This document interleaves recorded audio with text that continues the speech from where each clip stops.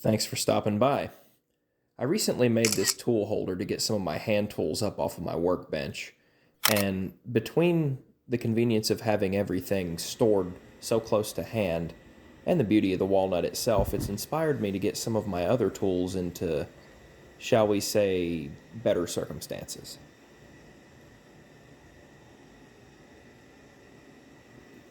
This corner with my clamps and my sharpening gear is going to be the focus of my next few projects, and I have a lot of work to do there.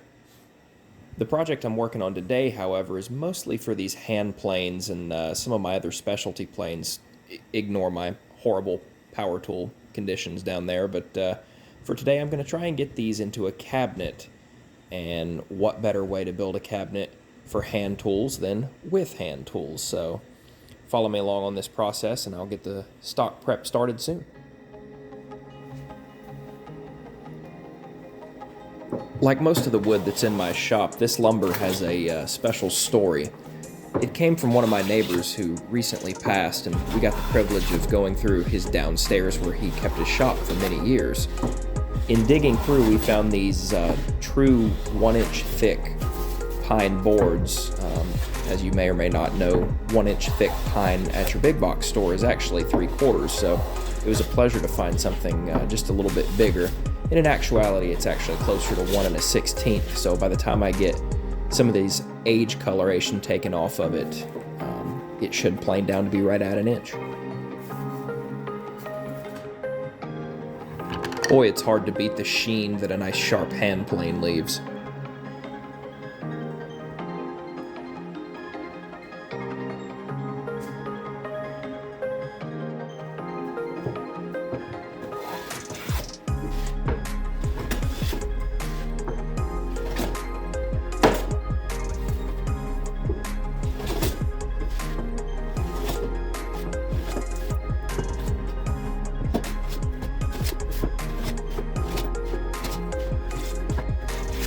The hand plane that I'm using the majority of the time here is my Stanley Sweetheart number 62.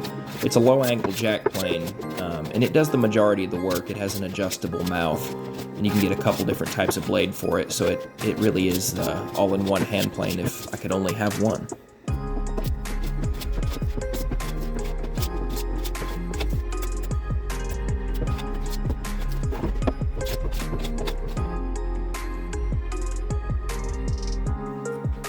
And as you can see, this board still has a ways to go before it's flat.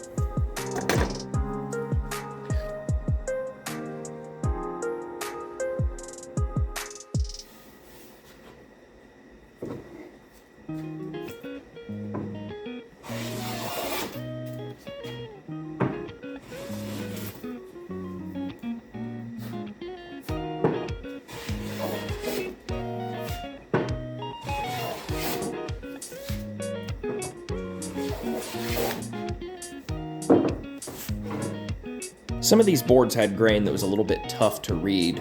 Here you'll see me actually flip the board and try it from the other way. In addition to flipping the board, I also grabbed for a larger hand plane. This is my Stanley Bedrock 607. You might notice that the sound that the plane makes is considerably different. It's taking a much heavier cut, and it's a much larger, heavier hand plane that will absolutely power through.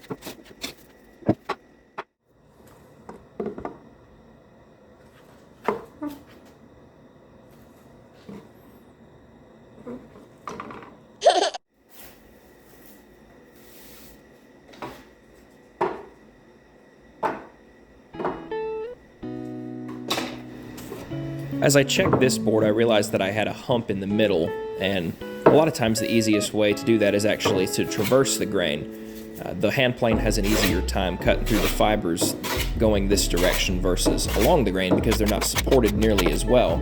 So I'm just taking down the high spots here before I eventually turn the board back the other way, going with the grain and getting a nice smooth finish.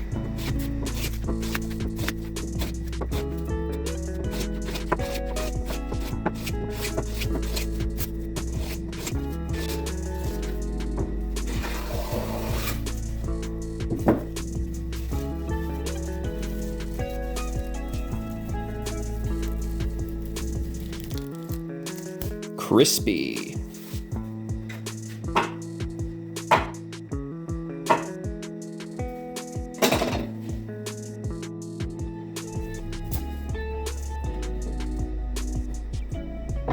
Now that I have most of the faces done, it's time to move on to the edges. These are considerably easier, although I do have to put them at 90 degrees to the face that I just flattened.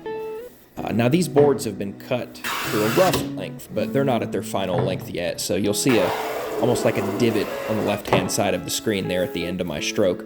I don't deal with this because it's going to get cut off. I have small marks made so that I know where my final length is going to be, and there's just simply no reason to chase perfection on a piece of wood that's not going to be in the finished product.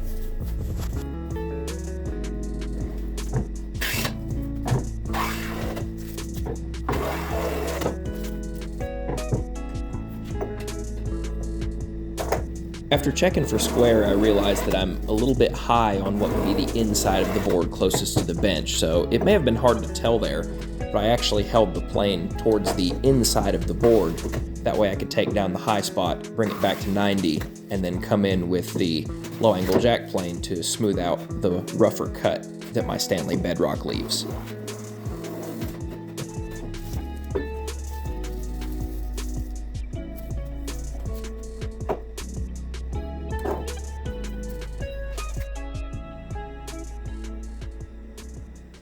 Again, here you get a good look at the pristine surface that's left by a hand plane. You just cannot get that kind of surface with sandpaper, and here you can see not only am I 90 degrees, but as it sits in my vise, it's dead level.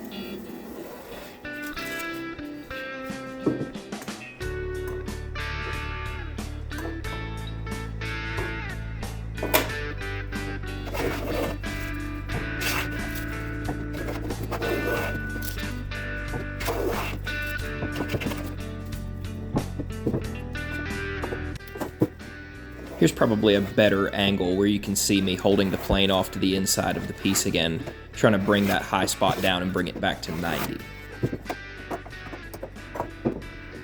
So for the first time in the process here, you see me grab my Stanley number 4. This little guy lives on my bench, and he takes a pretty aggressive cut, and I was having problems with one little spot towards the beginning of the board there.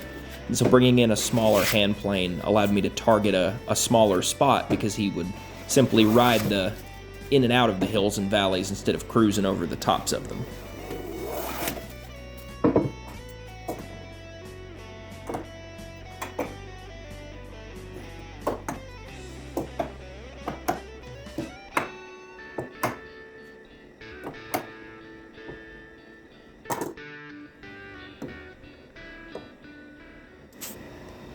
Not perfect, but not bad either.